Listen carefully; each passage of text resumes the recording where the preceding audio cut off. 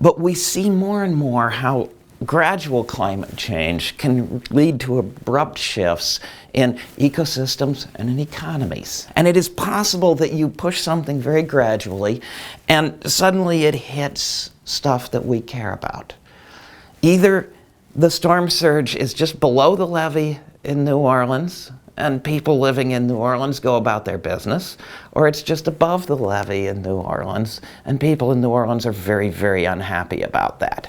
And a very gradual change in sea level, if we don't respond to it, can lead to an abrupt change with the water is in the city or it's in the subways of New York or what have you. And we have a lot of things that we've built that may be vulnerable to a gradual change pushing them over a threshold and causing an abrupt issue for us. This doesn't have to catch us unawares. We know that we can look at where our vulnerabilities are. We know that we can take actions to minimize those. If you were the chief executive officer of a bank, you want to know, what are my assets? What do I have? What are my liabilities? What do I owe? And you probably want to stress test your bank. What could get me in trouble?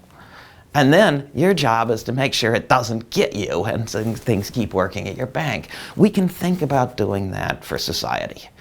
Where are we vulnerable? What are the strengths we have to deal with that?